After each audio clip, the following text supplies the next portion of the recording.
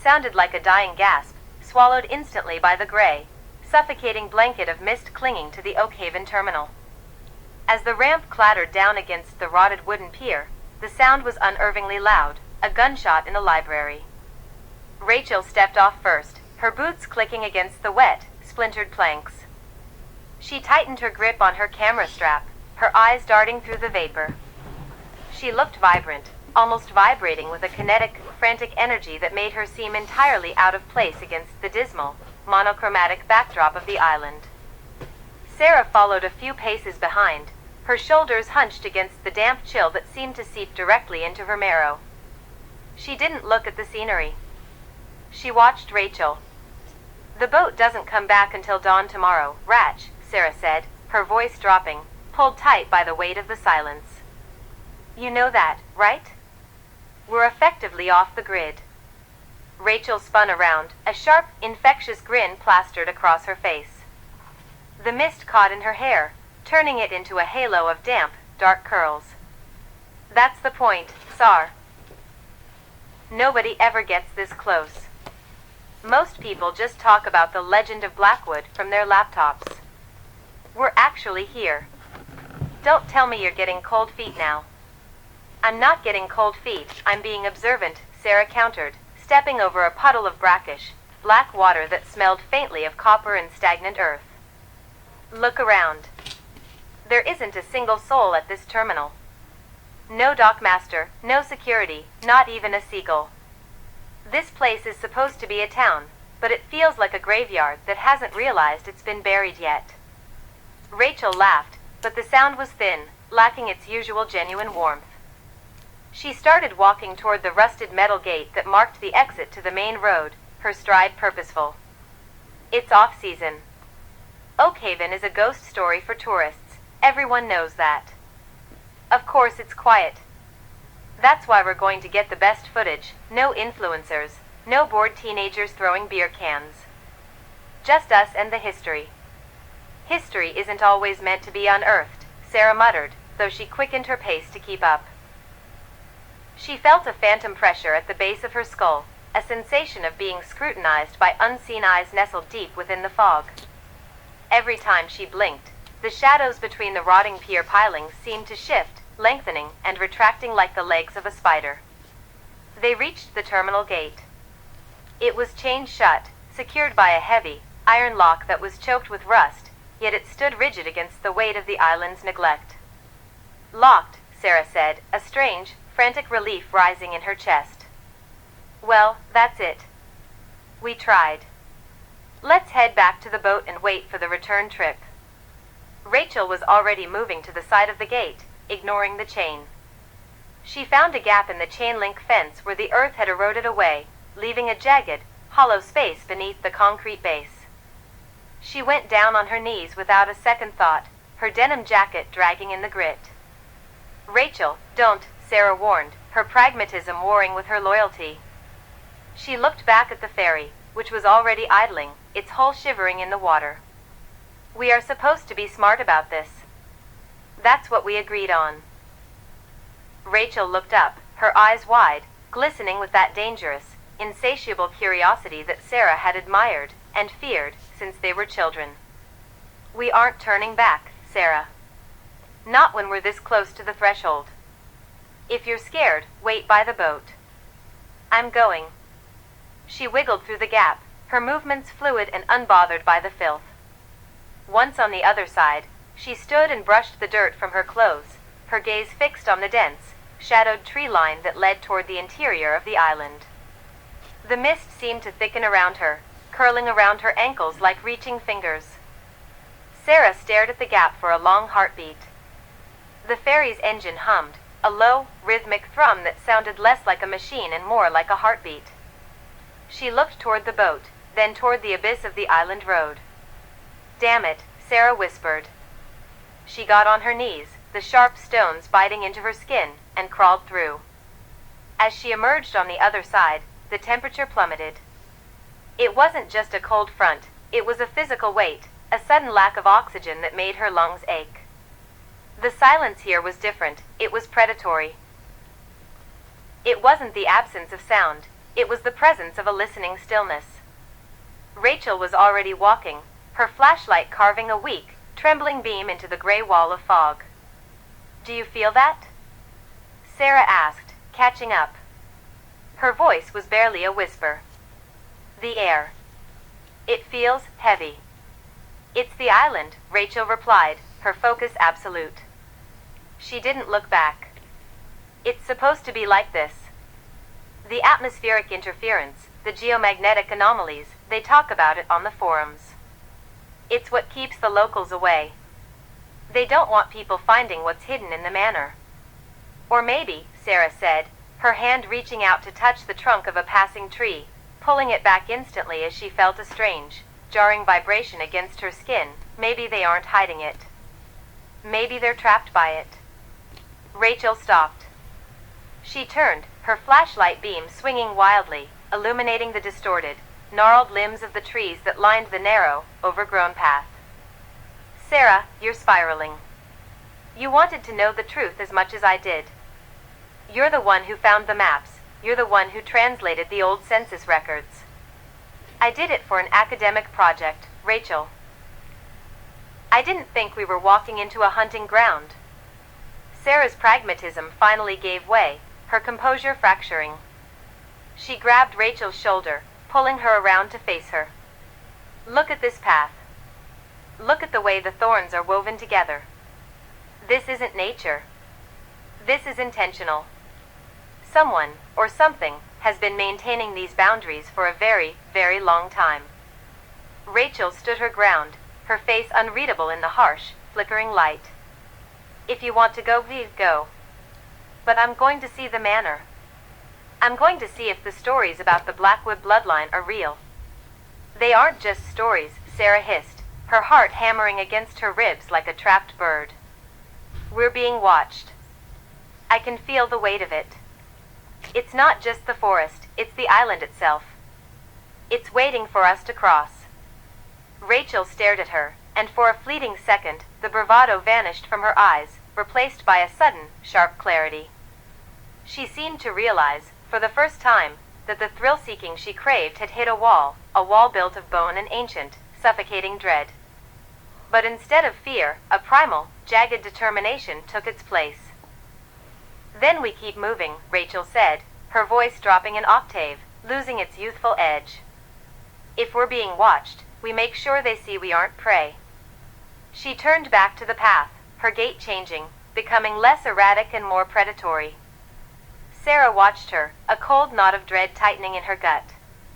She knew, with a sudden, bone-deep certainty, that the girl she had started this journey with was already gone, replaced by something that was starting to mirror the hunger of the island itself. Sarah followed. She had no choice. She was the anchor, and if she let go now, Rachel would drift into the darkness and never return. They walked on, the fog consuming them, the path narrowing into a tunnel of twisted, grasping wood that seemed to contract with every step they took toward the manor. Behind them, the ferry's horn blew one last time, a mournful, final sound, before being swallowed by the absolute, hungry silence of the Blackwood woods. The path ahead had ceased to be a trail and had become a throat. The trees were no longer mere oak and pine. They were gnarled, obsidian-barked things that leaned inward, their interlocking branches knitting a canopy so thick it strangled the moonlight. The air here was different, colder, tasting of wet iron and ozone. Rachel pushed ahead, her boots crunching over dead ferns that disintegrated into gray ash at the slightest touch. She didn't look back. Her movements had lost the clumsy hesitation of a high school student on a hiking trip. She moved with a fluid, predatory grace that made the hair on Sarah's arms stand rigid. "Rachel, wait," Sarah called out. Her voice sounded thin, swallowed instantly by the oppressive silence. She hurried to keep pace, her flashlight beam jittering against the shifting trunks. "Look at the bark. It's not right." Rachel stopped. She didn't turn around, but her shoulders squared. She pressed a palm against a trunk that pulsed with a faint, rhythmic vibration, like a slow-beating heart. "Do you hear that, Sarah?" Rachel whispered. Her voice was breathy, laced with a terrifying hunger. It's not silent. It's holding its breath. Sarah stepped up beside her, keeping her hand clamped firmly on the strap of her backpack, a futile gesture of defense. She swept her light across the woods. The darkness didn't just absorb the beam, it seemed to chew on it. Every time she pivoted, she felt the phantom sensation of a gaze, not a human one, but the detached, cold observation of a predator watching a lure. "We need to turn back," Sarah said, her voice firmer, though her heart hammered against her ribs like a trapped bird. The ferry terminal was empty, the gates were chained. "This isn't a hike, Rachel. This is a trap. We're being led." Rachel finally turned. Her eyes, usually a bright, inquisitive hazel, looked shadowed, the pupils dilated until the iris was nothing more than a thin, frantic ring. "Don't you feel it? The weight of it? It's calling for us. Not for everyone, for us." "Stop talking like that," Sarah snapped, reaching out to grab Rachel's arm. The moment her skin touched Rachel's jacket, the temperature plummeted. Sarah gasped, jerking her hand away as if burned. A low, wet sound echoed through the woods, the rustle of something massive moving through the high brush just beyond the tree line. Sarah clicked her flashlight to its highest setting and swung it toward the sound. The beam sliced through the mist, illuminating a flash of pale, elongated limbs and the momentary glint of something that looked like teeth, far too sharp to be animal, far too large to be human. Then, it was gone. "Did you see that?" Sarah's breath hitched, a sob of terror lodging in her throat. "Something is out there. It's hunting us." Rachel didn't look afraid. She tilted her head, her nostrils flaring as if catching a scent on the stagnant air. "It's not hunting," she murmured, a jagged smile cutting across her face. "It's hurting."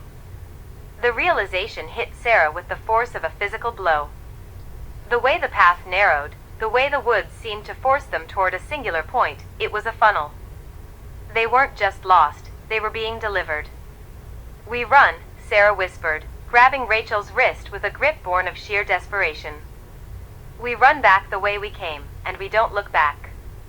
"We can't," Rachel replied, her voice eerily calm. She pulled her wrist free, not with violence, but with a firm, immovable strength that Sarah couldn't counter. "The path behind us is closed, Sarah. Look." Sarah swung the light around. Behind them, where the trail had been a wide, gravel-strewn path moments ago, there was only a wall of dense, interwoven thorns and rotting logs, as if the forest had stitched itself shut the moment they passed. There was no way back. The only way forward was into the deepening gloom of the heart of the island. Sarah felt the walls of her own rationality crumbling. She forced herself to breathe, focusing on the tactical reality. They were two, they were outnumbered, and they were in the middle of a predator's territory. She pulled a small, jagged piece of metal she'd scavenged near the fence from her pocket, a makeshift shiv, and stepped in front of Rachel. "Then we move," Sarah commanded, her voice trembling but resolute. "We stay close, we watch the flanks, and we don't let this place break us. I am not dying in these woods, Rachel. Do you hear me?" Rachel looked at her, and for a split second, the veil over her eyes lifted, revealing the terrified, loyal friend underneath. She nodded once. "I hear you. I'm with you." They pressed on, shoulder to shoulder. The woods began to thin, the suffocating grip of the trees relenting as they entered a clearing. The atmosphere changed instantly, the oppressive, heavy humidity vanished, replaced by a cold, antiseptic draft that smelled of ancient dust and drying blood. The path ended abruptly, giving way to a patch of ground stripped entirely of life. Here, the grass was yellow and brittle, and the silence was so profound it felt deafening. In the center of the clearing stood an object that seemed to drain the light from the sky, a massive, slab-like stone, weathered by centuries of salt air and neglect. It was carved with intricate, jagged runes that seemed to crawl across the granite surface like insects. As Sarah's flashlight swept over them, the inscriptions didn't just reflect the light, they held it. They pulsed with a dull, sickly violet hue, a heartbeat of dark energy that matched the rhythm Sarah had felt in the trees. Rachel drifted toward it, her movements trance-like. "Rachel, don't," Sarah hissed, raising her light to warn her off. But it was too late. Rachel reached out, her fingers hovering inches from the stone. The violet light flared, casting long, monstrous shadows against the ground. The manor appeared then, rising from the mist at the far end of the clearing like a jagged tooth protruding from the earth. It was a Gothic monstrosity of gables, rotting shutters, and broken stained glass windows that stared down at them like dead eyes. It didn't look like a building, it looked like a beast, crouched in the dark, waiting for the prey to walk directly into its belly. The stone groaned, a deep, tectonic sound that vibrated through the soles of their boots. The runes began to bleed a viscous, dark fluid that smoked against the cold air. Sarah felt a primal, bone-deep terror seize her spine. This wasn't a legend anymore. This was a threshold. She grabbed Rachel's coat and yanked, but Rachel was rooted, her eyes locked on the manor, her expression no longer one of thrill or fear, but of a terrifying, hollow recognition. "We're home," Rachel whispered, the words drifting into the freezing night. And as the front door of the manor groaned open, exhaling a gust of graveyard cold air, Sarah knew that whatever they had been before, they were about to be something else entirely. She raised her makeshift weapon, her heart a frantic drum in her ears, and waited for the shadow to take them. The threshold did not just open, it exhaled. A pressurized gust of stale, graveyard-scented air surged from the foyer, carrying the ghost of 1,000 extinguished fires and the metallic tang of something long dead. Rachel took a reflexive step back, her boots scuffing the rotted porch planks. The sound was deafening in the silence of the island. Sarah caught her shoulder, fingers digging into the fabric of her jacket. "We shouldn't," Sarah whispered. Her voice was thin, stripped of its usual pragmatic edge. "Rachel, look at the stone. Look at the ground." Rachel turned her gaze away from the gaping black maw of the hallway and toward the perimeter. Nestled in the overgrown ivy of the foundation was the marker, a jagged slab of obsidian-hued basalt. It wasn't just weathering. The surface was etched with deep, flowing grooves that hummed with a rhythm just beneath the threshold of human hearing. As they watched, the grooves ignited. A sickly, bruised purple light pulsed from the stone, rhythmically syncing with the thumping in Rachel's own chest. It wasn't merely a boundary marker, it was a circuit. "It's not just a legend," Sarah, Rach said, her voice hollowed out by a sudden, terrifying realization. The thrill-seeking that had driven her across the ferry terminal, that had pushed her to ignore every red flag on the island, suddenly curdled into a cold, heavy sludge in her stomach. "It's a containment field. And we just broke the seal." Sarah didn't argue. She couldn't. Her pragmatic mind was frantically searching for a logic that didn't exist in the geometry of the mansion. The silhouette of Blackwood Manor against the rotted sky didn't look like a building anymore. It looked like a crouching predator, its eaves forming the brow, the shattered upper floor windows acting as lidless eyes waiting for them to move into its gullet. "We go back," Sarah commanded, her grip on the shiv in her pocket so tight her knuckles were white. "We run until we hit the water. I don't care if the thorns block the path. We burn them, we cut them, we move." Rachel took one step toward the edge of the porch, but her leg locked. It wasn't muscle failure. It felt as if an invisible tether, anchored somewhere deep within the bowels of the house, had looped around her spine. She gasped, a jagged sound that felt like glass shards in her throat. "Rachel?" Sarah lunged for her, but the air between them suddenly hardened, turning gelatinous and cold. A shadow shifted in the foyer, not a flicker of light, but a sentient, liquid darkness that peeled itself away from the wall.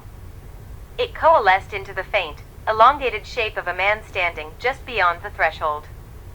He didn't move, yet he commanded the very physics of the doorway. "The curiosity of youth," a voice echoed. It didn't come from the hallway. It came from everywhere, the wind, the trees, the vibrations in the floorboards. It was polished, academic, and dripping with a sadistic, predatory warmth. "It is the most intoxicating fuel, is it not?" You travel hundreds of miles for a glimpse of the abyss, and yet you tremble when the abyss finally offers you a seat at the table. David Thorne stepped into the sliver of moonlight hitting the threshold. He looked precisely like the local historian they had read about in the forums, tweed jacket, spectacles, a benign smile that didn't reach his eyes, but the aura he projected was ancient and suffocating. "Who are you?" Sarah demanded, pulling Rachel back by sheer force of will, the tether seemingly snapping as the man appeared. "We're leaving. Right now." David chuckled, a dry, papery sound.